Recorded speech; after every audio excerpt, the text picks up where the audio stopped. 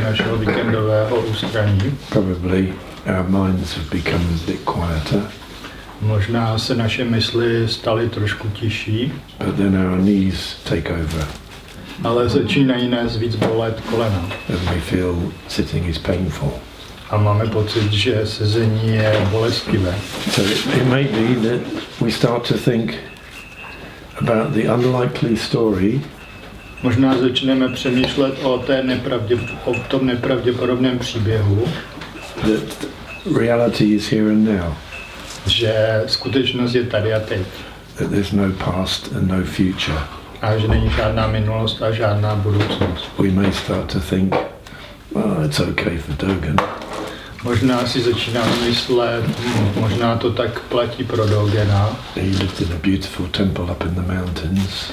Žil v krásném klášteře v horách. He must have been a very peaceful guy. Musel to být velmi mírumilovný, klidný člověk. It's okay for him to talk about reality moment by moment. Takže je pochopitelný, že mluví o skutečnosti okamžik za okamžikem. But now that my knees are hurting, ale teď, když mě bolí kolena, and I'm starting to remember my life back in society, a začnu si vzpomínat na svůj život ve společnosti, it sounds like an improbable story. Tak to zní jako nepravděpodobný příběh. Or some of you may have noticed through a small crack in your lives. A možná někdo z vás díky nějakém určitém prasklině ve vašich životech jste si možná všimli. Through a small crack in the story of your life. Možná je určitá prasklina v příběhu vašeho života. But actually, the present is the only place, time. Ale vlastně ve skutečnosti přítomnost je jediné místo v čase. You may have had times during the practice of the last couple of days. Možná jste měli nějaké okamžiky při cvičení v posledních dnech, where the clouds in your mind cleared. Kdy mraky vaší mysli odešly. Where the trance that was catching you, kde trans, který vás chytal, lost its energy. Ztratil svou energii. And you become tired of the stories going round and round your head. A už vás unavují příběhy, které se vám honí pořád znova v hlavě. And you find yourself just sitting. A zjistíte, že prostě jenom sedíte. I hope that you found that state sometimes. Doufám, že najdete takový stav někdy. Well, it's not often that we can experience it. Není často, že tenhle stav můžeme zažít. Because of the two sides, the mental clouds. Kvůli těm dvou stránkám, jako jsou mentální mraky. And the physical input to our world. A fyzicky, to, co vkládáme fyzicky do světa. Represented by the pain in our body. Což představuje bolest v našem těle. From sitting so much. Z toho, tak dlouho sedíme.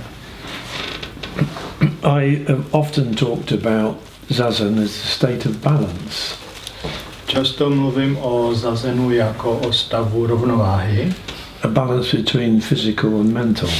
Rovnováhy mezi fyzickým a mentálním. In how the actual physical posture of sitting upright.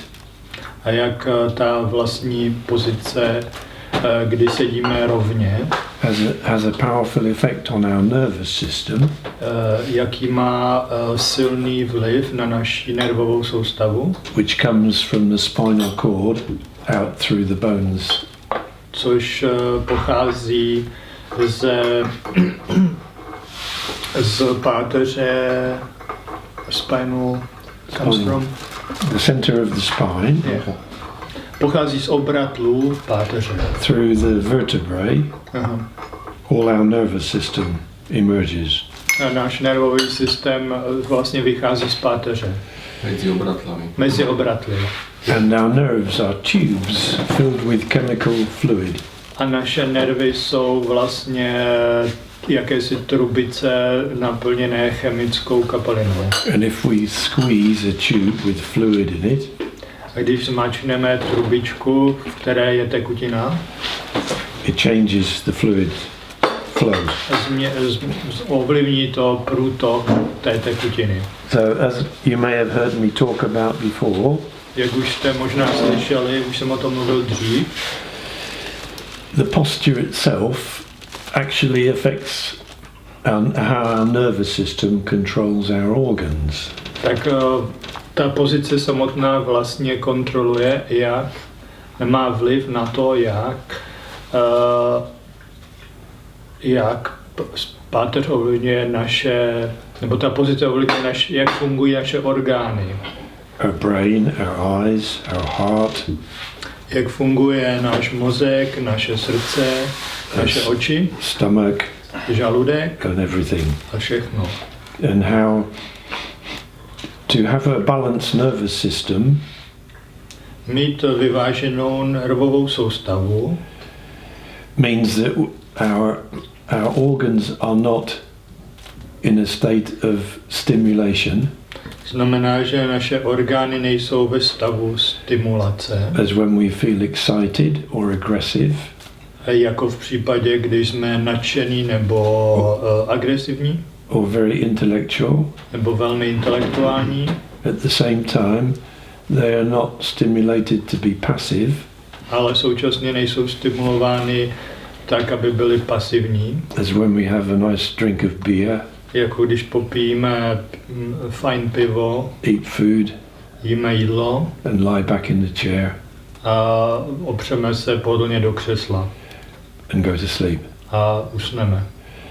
But somewhere in the middle between the two, Ale někde mezi těmito dvěma extrémy, and you've heard me talk about that place in the middle between the two, a už jste mě slyšeli o tom mluvit, o tom místě mezi těma dvěma, we can think of as the middle way můžeme o tom uvažovat jako o střední cestě from the physical point of view. z hlediska fyzického. So our posture is very important in that. Takže proto je naše pozice velmi důležitá. On the other hand, Dogen says that zazen is not a fixed posture. Na druhé straně Dogen řekl, že zazen není fixní pozice. So I can notice many of us over the last 2 days Všiml jsem si, že mnoho z nás za poslední 2 dny, our posture is changing. že se vám pozice trochu mění. When Michal arrived on Thursday, Když Michal přijel ve čtvrtek, I noticed he's sitting forward like this. a jsem si všiml, že sedí nakloněn dopředu takhle. And slowly over the weekend, his posture corrected itself. A pomalu za ten víkend se jeho pozice sama opravila. I noticed with many people Všiml jsem si toho u mnoho lidí. how sitting in this simple posture Naše sezení v jednoduché pozici allows our body to correct itself dovoluje našemu tělu, aby se samo opravovalo. without our conscious effort. Bez našeho vědomého úsilí. As you may have heard me explain before, Jak už jste mě možná slyšeli vysvětlovat dřív, our posture is controlled by deep, very strong muscles between the bones in our spine. a naše pozice je kontrolována velmi silnými svaly mezi obratly v naší páteři. They're called the deep extensor muscles in English. Deep extensor. Deep extensor. Aha. Anyway. To mají nějaký termín v angličtině. Hluboké rozširovače. Hluboké rozširovače. Svaly, kterým se říká hluboké rozširovače. These are not under our conscious control. A tyhle my neovládáme vědomě. We can make our arm relax, Můžeme uvolnit paži, but we can't make these little muscles relax. ale nemůžeme tyhle malé svaly sami uvolnit. And these little muscles hold our stress. A tyhle malé svaly drží náš stres. They pull us down. Jako stahují nás dolů, They shorten our spine. zkracují páteř And we can't consciously get rid of it. a nemůžeme vědomě se toho zbavit. But practices like yoga, Ale když cvičíte jogu třeba, zazen, physical exercise, fyzické cvičení, allows these muscles to relax. dovolí těmto svalům, aby se uvolnili. Allows us to come into balance. A z toho vychází ta rovnováha. Physical balance equals mental balance. Fyzická rovnováha se rovná mentální rovnováha. The teachers in Buddhism said the body and mind are part of one thing. Učitelé buddhismu říkali, že tělo a mysl jsou součástí jedné věci. And now biologists and neuroscientists are saying the same thing. A teď vlastně biologové a vědci, neurologové říkají to samé. Neuroscientists and people carrying out experiments have found that there are neurons in the stomach. Lidé provádí experimenty, kde zjišťují, že v žaludku jsou neurony. Does that mean we think with our stomachs? Znamená to, že myslíme žaludkem? Maybe. Možná. Maybe what we think all happens inside our head. Možná, že to, co si myslíme, že se všechno děje v naší hlavě, happens everywhere in our body. Se děje všude v našem těle. Maybe our model is not so accurate. Možná, že náš model není tak přesný. So in the past I've talked often about balance and the physical aspects. V minulosti jsem hodně mluvil o rovnováze a fyzikálních aspektech. And how physical balance gives us mental balance. A jak fyzická rovnováha nám dává mentální rovnováhu. And this time I've talked from a completely different point of view about waking up. A tentokrát jsem mluvil úplně z jiného hlediska, a to o probuzení. About finding a state which is different from thinking. O nalezení stavu, který se liší od myšlení. And by sitting in that state, a tím, že sedíme v tomto stavu, learning to trust it, tak se učíme mu důvěřovat. To trust the self which we don't often sit with. Důvěřovat já, s kterým moc často nesedíme. A self that doesn't have a mind. Já, které nemá mysl. A self that is no self. Já, které není já. So some people might think that this is two different explanations. A někteří lidé by si mohli říct, že to jsou dvě různá vysvětlení. About two different things. O dvou různých věcech. But both explanations are about the same thing. Ale obě vysvětlení jsou o tom též. The state of being awake. Stav probuzení. Where our mind is not taking over control.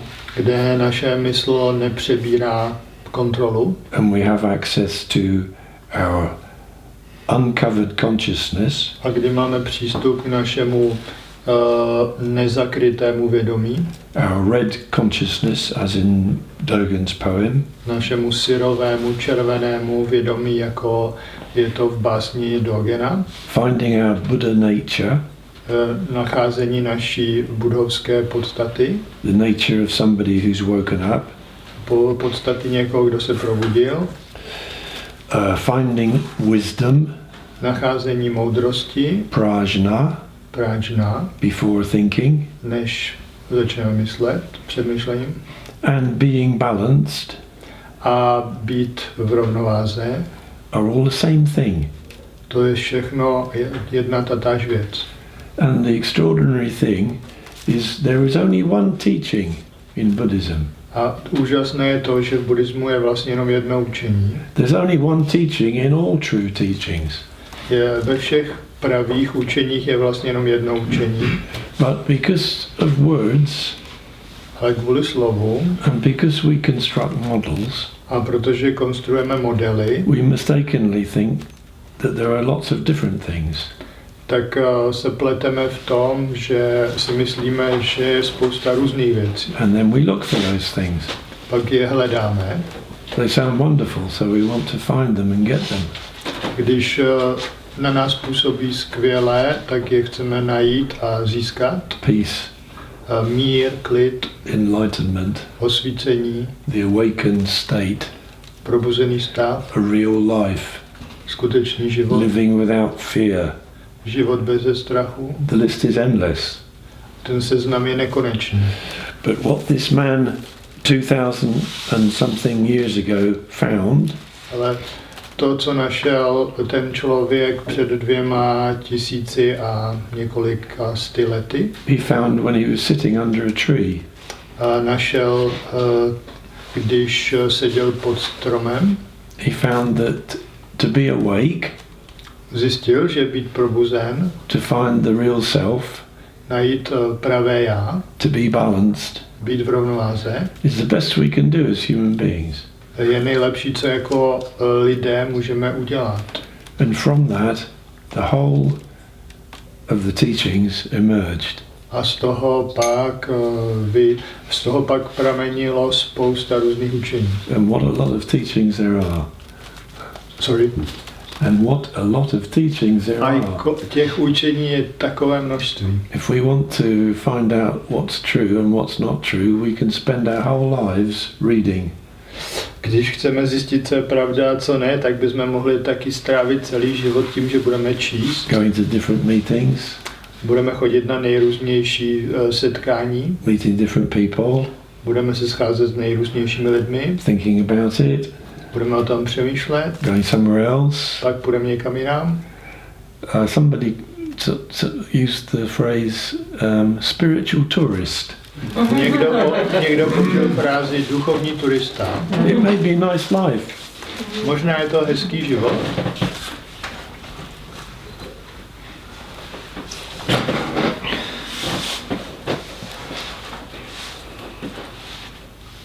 but if you read the writings of the 13th century monk, who I have studied for 40 years, A když čtete spisy učení mnicha ze 13. století, kterého jsem studoval 30 let, with every essay, every chapter, v každém jeho eseji, v každé kapitole, he writes about the same thing píše o téže věci from a different viewpoint, z jiného hlediska. again and again and again and again. Znovu a znovu a znovu. Because the one thing, Protože ta jedna věc, oneness, jednota, wholeness, celistvost, awakening, probuzení, enlightenment, osvícení, balance, rovnováha, happiness, štěstí, is all one thing. je všechno jedna a táž věc. So he wrote about one thing. Takže on psal o jedné věci. A likely story. To je pravděpodobný příběh. Can it be that the whole of the teachings of a huge worldwide religion called Buddhism Mohlo by to být tak, že to učení, které známe po celém světě jako buddhismus, and teachings by other teachers who don't call themselves Buddhists a učení i jiných učitelů, kteří se neříkají buddhisté, are all talking about something so simple je možné, že všichni tihle lidé mluví o něčem tak jednoduchém, so obvious, tak jasném, zřejmém, doesn't seem possible. že to působí nemožně. Maybe we doubt it. Možná o tom pochybujeme.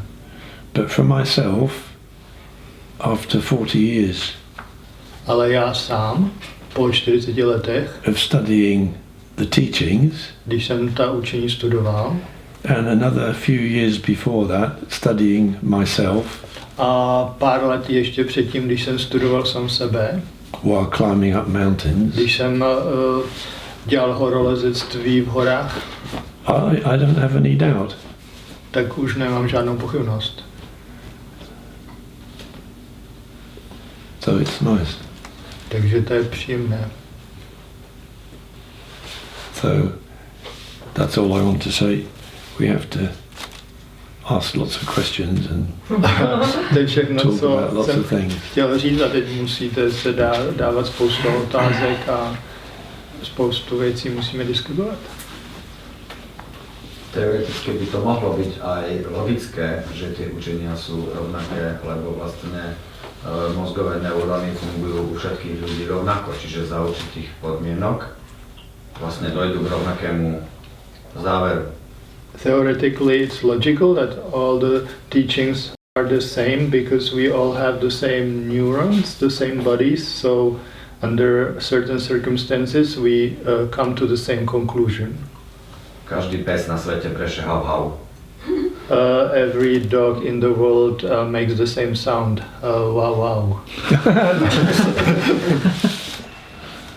No, they don't. They go woof woof.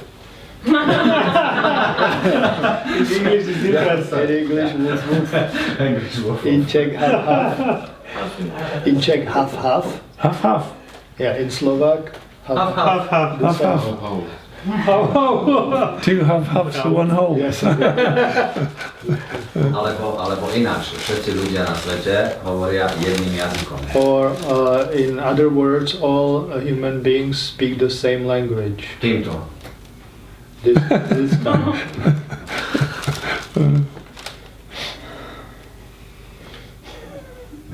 Maybe. There's a story. There's a Buddhist story about a dog. Je buddhistický příběh o psu. The student asks his teacher, "Does a dog have Buddha nature?" Student se ptá učitele, má pes budhovskou podstatu? Because the student learned about Buddha nature. Že ten student se předtím studoval, co to je budovská podstata. Something in his teaching about some special nature. Nějaká zvláštní učení o zvláštní speciální podstatě, That we can get if we practice zazen. kterou můžeme získat, když budeme cvičit zazen. And the master said no. A ten mistr řekl ne. And a few weeks or months later, A za pár týdnů nebo měsíců another student said to the master, "Does the dog have Buddha nature?" jiný student se zeptal toho samého učitele, má pes budovskou podstatu? And the master said yes. A ten mistr řekl ano. So Buddhist monks discussed this story for hundreds of years. Takže buddhističní mniši tady ten příběh diskutují už stovky let. Hundreds and hundreds and hundreds of years. Stovky let.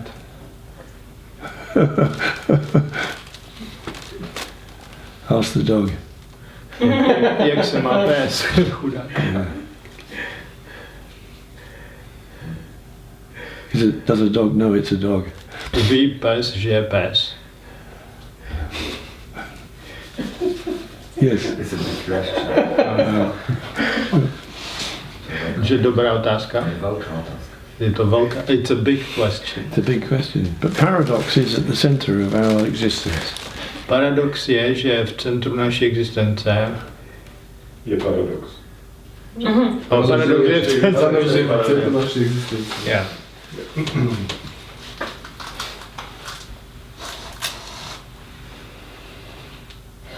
But this is only mental paradox. To je jenom mentální paradox. Yeah. Taková asi moje chápu. Myslím. The dog Ale to don't je- have this paradox. No. Tam už len se Fine, zvýšil. but dog have. Yes. Len na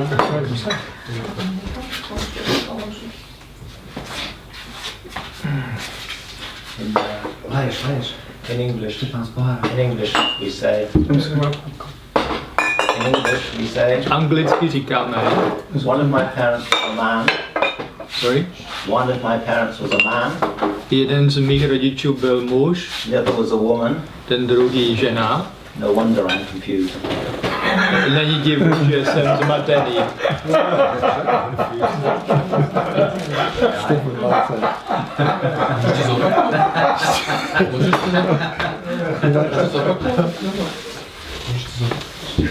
jeden z mých rodičů je muž, druhý žena, tak není divu, že jsem zmatený.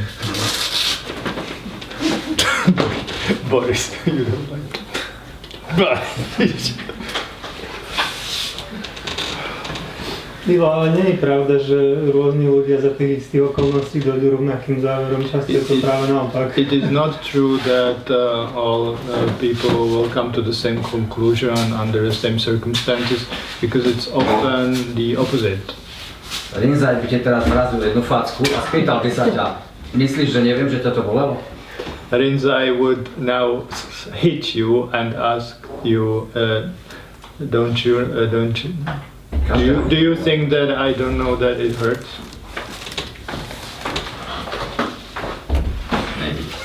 Yes, we people doesn't come to some conclusions, but it's possible that we try to capture one experience in many different words.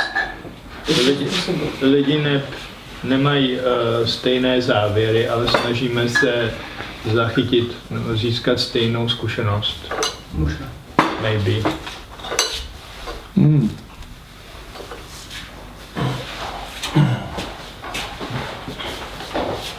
Možno, že nie v konkrétnostiach, ale principiálne.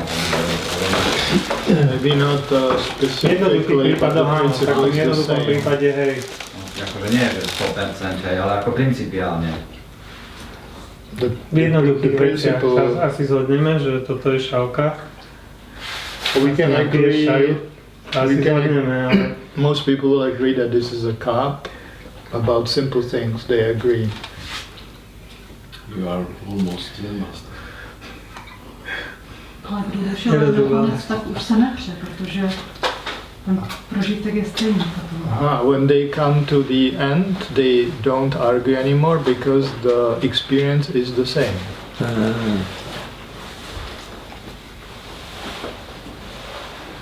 Yeah.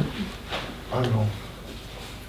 There's a very known story that if the tree falls in the forest and there is no one to listen, if there is a sound, Oh yeah. Je známá taková příběh, že když, people will not agree about this. že když v lese spadne strom a nikdo to neposlouchá, vznikne nějaký zvuk vůbec, takže na tom se lidi neshodnou. I don't care. Mně je to jedno. Yes, but some people care, so this is a maybe difference. Yeah. Některý lidi to zajímá. Takže Yeah. I think most difficult thing for us as adults myslím, že nejtěžší věc pro nás jako dospělé is to ask questions. je ptát se na otázky. And even Dávat- more difficult is to ask simple questions. A ještě obtížnější je dávat jednoduché otázky. When we ask simple questions, we tend to feel stupid. Protože když dáváme jednoduché otázky, tak si připadáme trochu hloupí, Or we think other people will think we're stupid, nebo si myslíme, že druhý lidi si budou myslet, že jsme hloupí, so we stay silent. takže radši jsme sticha. But the very simple questions are the most profound. Ale ty nejjednodušší otázky jsou nejhlubší. The questions that children ask that you can't possibly answer. Otázky, na které se ptají děti, na které ani nejde odpovědět. Why? Proč? If you answer, then he asks again why. Yeah. And if you answer the second, then why? Yeah. A když jim na to odpovíte, tak stejně se ptají proč a pořád dokola se ptají proč. Like 5 times. Very fast way of learning. Rychle se učí. But when we get older, we stop. And so we stop learning so quickly. And sometimes we stop learning at all. Když stárneme, tak už ztrácíme schopnost se něco nového učit a někdy v určitém věku se může stát, že už se vůbec dál nemůžeme nic učit. So we develop a strategy which goes like this. Takže si vytvoříme nějakou strategii, která funguje takhle. I understand that, so it's okay. I don't need to say anything. začneme mít takový přístup jako tomu rozumím, tak já už nemusím nic I'll říkat. think about it and maybe I'll understand it later. A nebo budu o tom přemýšlet a možná to pochopím I'll později. go and find a book about it and then I can read about it. Když najdu o tom nějakou knihu, I don't agree, but I'm not going to say so because other people will look at me. nebo nesouhlasím, ale nic neřeknu, protože jiní. So as adults, we slow down in our learning. Takže jako dospělí se v našem učení zpomalujeme, začneme být pomalejší. But they found out about neurons. They in childhood they are very active and making new synapses very fast and so on. Zjistilo se, že když jsou děti malí, tak jejich neurony se snadno jako reagují a vytváří nové synapse. But in the age, old age, they I forgot. Povedz po slovensky. Ja som to zabudol totiž teraz, ten koniec. You forgot the ending. The end. I don't know where my neurons are. Nevím, kde mám neurony.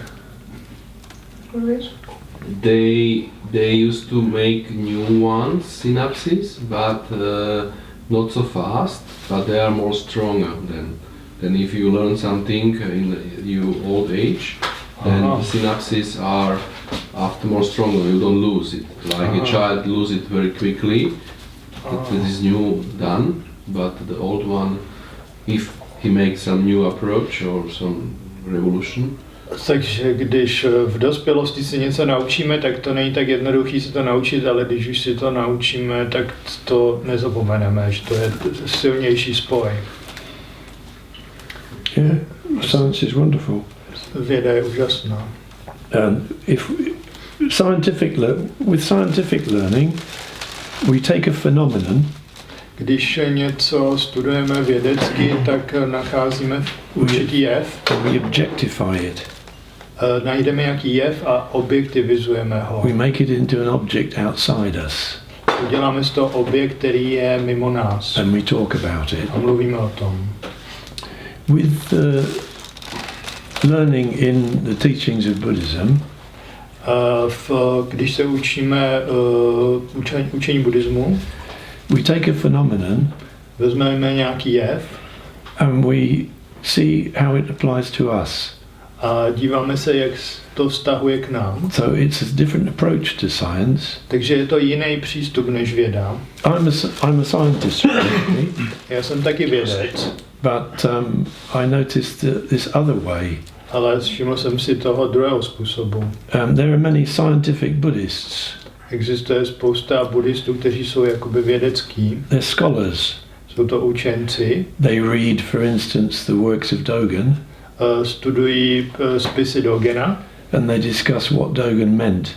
A diskutují o tom, co měl Dogen na mysli. Or the different meanings of the words could have.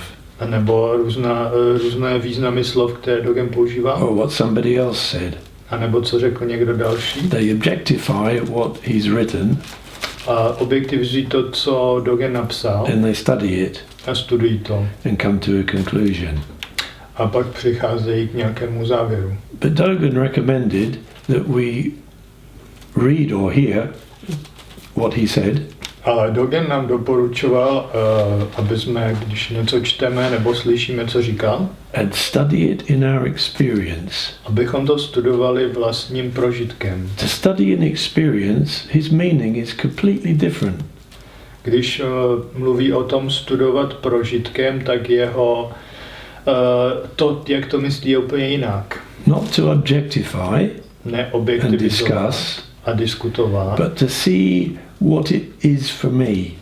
Ale vidět, jaké je to pro mě. Now, this sounds selfish. To zní velmi sobecky. But it's not. Ale není to. To understand something for me is called realizing.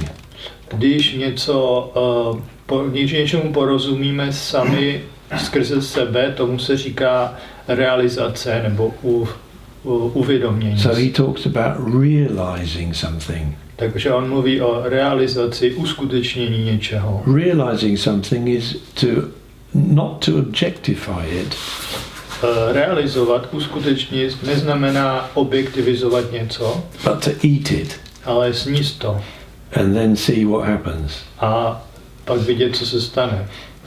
The scientific method, which is so excellent and so powerful, Vědecká metoda, která je výborná a mocná and is much wider spread than we notice, a je mnohem rozšířenější, než si to uvědomujeme. means every phenomenon we encounter, Znamená, že každý jev, na který narážíme, we put it outside ourselves, dáváme mimo nás and then we look at it, a pak to and studujeme. then we talk about it. Díváme se na to, mluvíme, It's completely different. to je úplně jiný.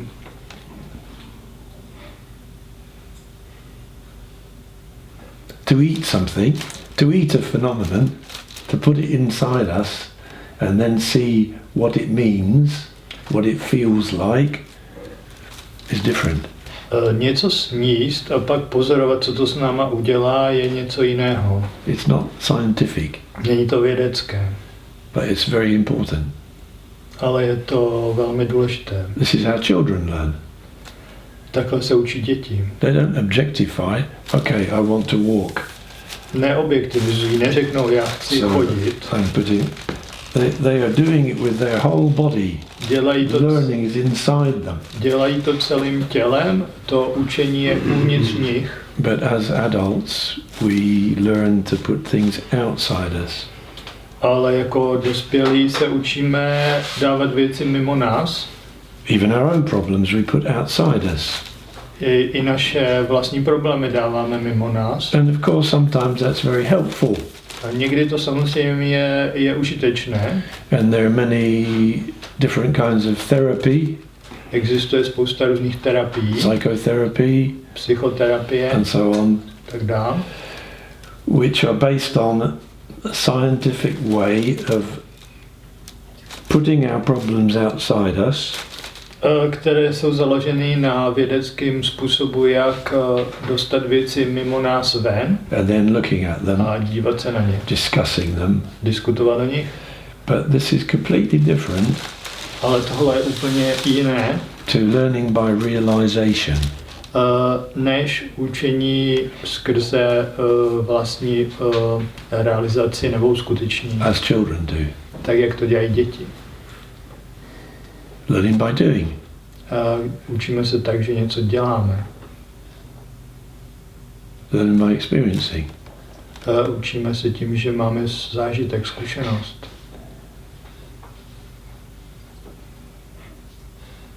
There was a team of psychiatrists sent to Rwanda. A team of psychiatrists, nějaký tým psychiatrů byl poslán do Rwandy to help the victims of the Rwandan massacres. Aby pomohli obětem těch masakrů tam. But after a few weeks, they asked them to leave. Ale po několika týdnech je požádali, aby odjeli, because the victim said, protože ty oběti říkali, why are you putting me in a dark hut and sitting in a chair and making me talk about what happened? a proč mě nutíte sedět v temné chatě a musím sedět na židli a musím mluvit o tom, co se stalo. You are making me sick. Je mi z toho špatně. I have to go outside and dance. Musím jít ven a tančit.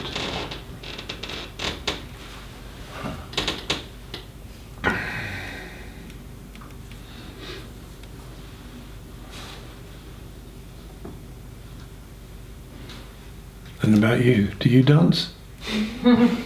A ty tančíš. I write poetry. Okay. Píšu poezii. I dance in words. Different. No.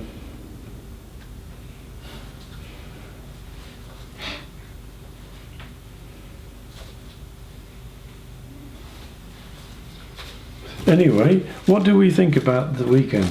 Anybody like to say their opinions? How we can improve, get better? Chtěli byste něco říct o tom víkendu, jak se cítíte, jestli cítíte nějaké zlepšení, jestli se cítíte líp? Or anything? Nebo cokoliv chcete říct? Or how you feel? Jak se cítíte? Whether it was an ordeal for you? Byl to pro vás očistec? Peklo?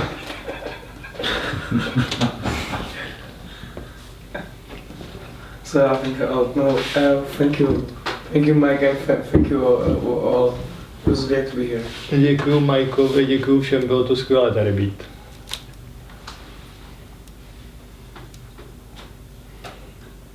And another thing to say, thank our host. You really take care of us really nice way.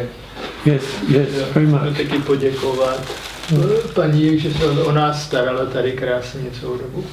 Děkujem. To je takové spoluvytváření nás všech, to nejde oddělit. It's thank you, and it's all of us, all the staff. We cannot be separate. No, it's true. Yes. To je pravda. Thank you. Děkujeme. We joined your family. Přidali jsme se k vaší rodině. We join to you. Jsme se k vám both. taky přidali.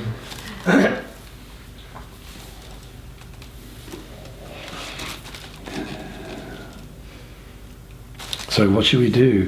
It's 12:05 and we have time. Can we leave the time empty or should we fill it? Co budeme dělat? Je 11:55, máme ještě čas. Co budeme dělat s tím časem? What's the rest of the program? Pardon? What's the rest of the program? Zazen? Lunch? Zazen? To study and practice Buddhism until today. Chci se zeptat Majka za všechny ty léta, co studoval a cvičil buddhismus, a the time you spent with Nishijima Roshi, a čas, který strávil s Nishijimou, did you notice that at the beginning maybe you saw things as objects, like Dogen, excellent teacher, or your Nishijima, your teacher, as someone outside, realization or awakening as something outside you, and then somehow did you gradually make it your experience, and what Dogen teaches your experience rather than something to study as external? Se tam jestli za tu celou dobu, co studoval prostě se svým učitelem, a když studoval Dogena, jestli si všiml, že postupně třeba přestal vnímat Dogena a svého učitele jako věci, které jsou kolem něho, které studuje jako objektivně a stávaly se jeho vlastním zážitkem. I was very fortunate that I didn't know anything about Buddhism. Já jsem měl velké štěstí, protože jsem nevěděl nic o buddhismu. I didn't have any interest in Buddhism. Neměl jsem žádný zájem o buddhismus. I wanted to do something on Saturday afternoon. Chtěl jsem dělat něco v sobotu odpoledne. In the huge city of Tokyo. V obrovském městě Tokiu. And I stumbled on these talks. A narazil jsem na tady ty přednášky. And the practice of Zazen. A na praxi Zazenu. And for the most of my life I'd been addicted, absorbed by climbing. A do té doby jsem skoro celý život byl úplně posedlý a závislý na horolezení. And in my climbing experience I found a nice state. A když jsem dělal horolezectví, tak jsem tam nacházel příjemný stav. And when I practiced Zazen for the first time, a když jsem cvičil poprvé Zazen, I found the same state. Tak jsem našel stejný stav. Which is very strange because climbing is moving your body.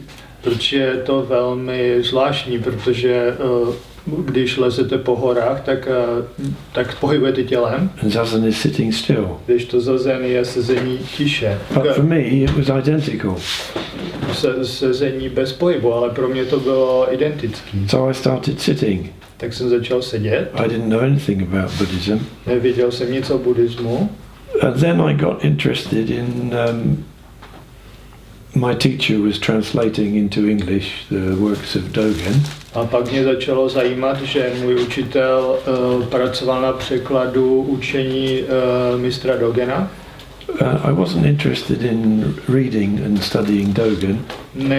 Nezajímalo mě studovat a číst Dogena. I was interested in using my computer to lay out the chapters for him.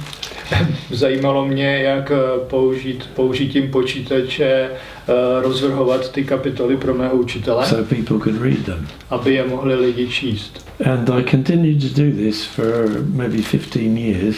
A tohle jsem dělal asi 15 let. And by accident I started to understand. A nějakým omylem si začal tomu rozumět. So I have to say I didn't have any interest in studying Buddhism. Musím se přiznat, že jsem neměl žádný zájem o. So when I found the same freedom in Zazen, tak když jsem našel stejnou svobodu v Zazenu, it was great. Bylo to skvělé. And then I found this man from the 13th century. A pak jsem zjistil, že tenhle člověk ze 13. století was explaining it. To vysvětluje. The people I climbed with, many of them were very ambitious. Lidi, s kterými jsem lezl po horách, mnoho z nich bylo velmi ctižádostivých. They were rushing up and down more and more difficult mountains.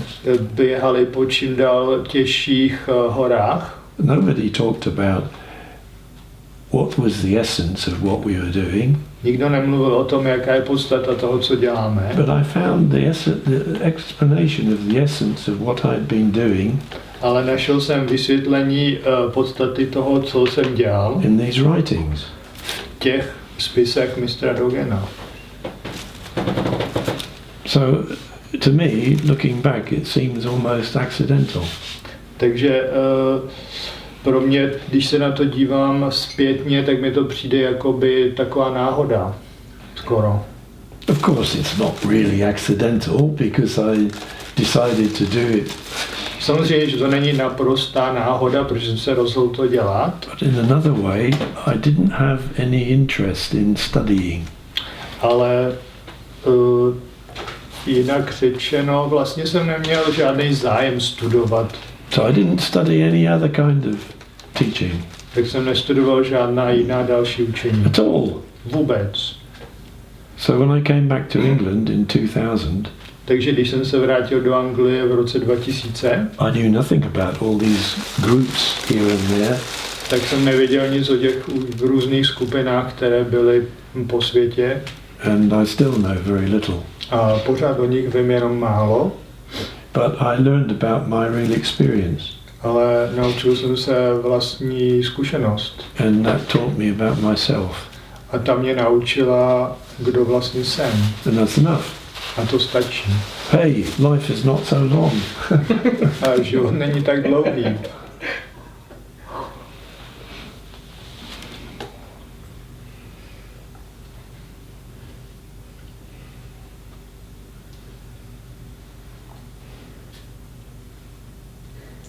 It's like, for example, Brett Warner too. He said like something like he experienced Zazen quite positively from the start. Maybe same as you. Maybe. But in my experience, it's quite like negative because it's like facing not so positive inner things. Yeah, so it's not like it's not so positive from the start as you both, I guess. Okay. Well, do you want to translate that? Can you? Jako Brett třeba taky píše, nebo tady Mark, jak říkal, že ten Zazen celkem od začátku už prožívají celkem pozitivně, jako něco pozitivního, ale z mé zkušenosti je to celkem takový, že jakoby člověk čelí nějakým vnitřním věcem a není to zase tak pozitivní, jak to popisují oni. Ty konkrétně. No. It's interesting. In the ancient teachings, they talk about 4 types of Buddhists. To je zajímavé. V starých učeních se zmiňuje o 4 typech buddhistů. Shravaka, Pratyeka Buddha, Bodhisattva, Buddha. A Buddha. And Shravakas start to follow Buddhist teachings because they, from an intellectual side. Shravakové začínají studovat buddhismus z intelektuálního hlediska. And Pratyeka Buddhas start to study Buddhism from a physical side. Pratyeka Buddhové studují buddhismus z fyzického hlediska. And Bodhisattvas come into Buddhism from a desire to help other people. A bodhisattvové se začnou zabývat buddhismem, protože chtějí pomoct ostatním. So it seems an ancient way of talking about way people start to be interested. A je to už starodávný výklad je, proč se různí lidé začnou věnovat buddhismu. Some people because they read many books and they want to learn. Někteří lidé, protože přečetli spoustu knih a chtějí se učit. Some people, in my case, they like the physical side. Někdo jako já, v mém případě, je rádi tu fyzickou stránku. Some people like the community, the group, sangha. Někteří lidé mají rádi other people doing the same thing together. Komunitu, práci s ostatními, sdílení s ostatními. But Dogen writes that when we practice zazen, we're all Buddhas. Ale Dogen píše, že když cvičíme zazen, tak jsme všichni budhové. So it doesn't matter how we come. Takže nezáleží na tom, jak jsme přišli. Positive, negative, physical, mental. Jestli to bylo pozitivní, negativní, fyzický nebo mentální. We have an experience. Máme zkušenost. Of ourselves. Sebe sama. This is the four truth, no? This Shravaka, Pratyeka Buddha. It's first is mental or idealistic. Second is physical. Well, lots of different interpretations. And community, Bodhisattva, it's action. And Buddha is. Yeah. Že to zní jako 4 pravdy, že jsou tam lidi. Okay. Yeah, maybe. So many different categories in the ancient teachings. Ve starých učeních je tolik různých kategorií. Divisions, yeah. or groups of teaching, or. I have another question. I just realized when you speak about your experience studying and practicing Buddhism, it seems, but I don't believe it's true, but it seems like you had no problem. You didn't have to struggle. You didn't have to struggle with anything negative. One thing. I had to struggle with me. Se ptám, že jak to Mike popisuje, jak on cvičil a studoval buddhismus, že to měl nějaký podezřelý jednoduchý, že to vypadá, jak kdyby on žádný problém neměl. On říká, já jsem měl jeden problém s sebe sama. Yeah, and something to this also because it's connected that I often thought that people come here or start practicing because they suffer, because that is the reason why I'm here, because I was lost, depressed, completely, unhappy, and I always thought that everybody does the same, has the same source and same reason. And when I later talked to the other people, I found that that is not the case. Some people start doing it for completely different reasons, positive or neutral and so on, or they don't have any sort of problems, more or less. So that was surprising to me. Yes. Můžeš to přeložit? No, že ja som začala cvičiť z utrpenia, depresí, nešťastia, z totálnej stratenosti. A ja som si vždy myslela, že každý tak začal, že to bol dôvod, prečo vlastne všetci sú tu. Ale potom som zistila, keď som sa rozprávala s ľuďmi, že mnoho ľudí to vôbec tak nemá, že prichádzajú úplne s neutrálnymi pocitmi, sú akoby bez nejakých väčších problémov a prichádzajú vlastne z nejakých pozitívnych dôvodov. A toto je pre mňa novinka, čo hovorí Mike teraz o tých nejakých rôznych kategóriách. Me too. I remember when I first practiced in a group in America, my first retreats sessions, because I was that intellectual guy, I was only interested in enlightenment or like awakening, nothing else. So I didn't understand why people go there and cry and talk about killing and animal suffering. It's like we are here to find awakening, not to talk about suffering. Měl jsem podobnou zkušenost, že jsem zase čekal něco úplně jiného. Když jsem dělal první sešiny v Americe, tak tam plno lidí brečelo, mluvilo se o utrpení, já jsem vůbec nechápal, co tam dělají, my jsme tady přece kvůli osvícení, ne?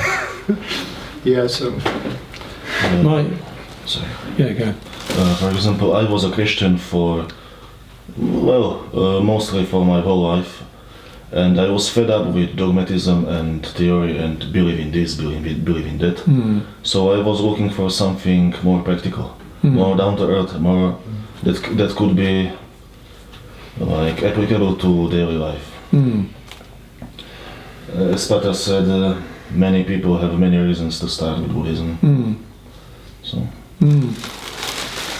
Yeah, my Japanese wife for 30 years, Yoko.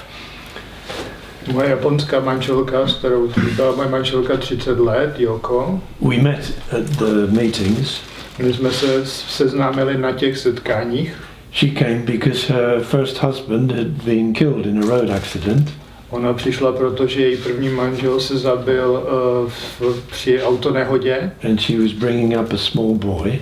A přiváděla tam malýho kluka. Vychovávala. And she didn't know how to cope with her life. A nevěděla, jak má se vyrovnat s vlastním životem. And she went to this meeting. A přišla na tato setkání. And this little teacher said to us. A tady ten drobný učitel nám řekl. Life is just now. Život je jen teď. And just that one statement, she said, she realized she could just live today. A jenom na základě toho jednoho výroku si uvědomila, že mohla žít dneska. Many people who are struggling with difficult lives find out that fact. A mnoho lidí, kteří dneska mají problémy s obtížnými životy, zjišťují tohle. Just live today. Prostě žijte just live dneska. for today. You hear people who know that they're going to die from a disease. Víte o lidech, kteří vědí, že umřou na nějakou chorobu. Often say, I'm just living for today. A často říkají, žiju dneska. So when Yoko heard our teacher say that, když Yoko slyšela, jak to náš učitel řekl, it confirmed something she already was trying to do. Tak to potvrdilo něco, o co už se předtím snažila. So for somebody to confirm it for her was very powerful. Takže když někdo tohle, ten její pocit potvrdil, tak to mělo velkou sílu. It's okay. I can just live for today. Je to v pořádku, můžeš It's okay. Prostě jenom tady, jenom dneska. Just live for today. Prostě jenom dneska. Ralph, what was your path to practice? Ralfe, jaký byla tvoje cesta k praxi? Smelt right. Aha. Co říkala? Že správně to voňalo. Mělo to správnou vůni. Say again. Smelt right. It sounds like a rock band. Smelt right. Translate. Že to mělo to správnou vůni. Smells right.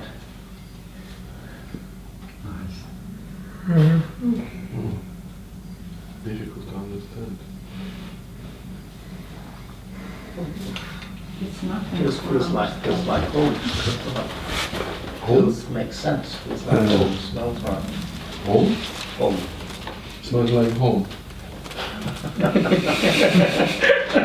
And on that smell, I guess we should finish now. Finish now.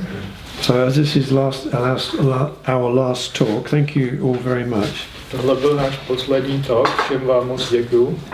Thank you very much. Thank you. Děkujeme tobě. I will say goodbye because I will be leaving in a hurry after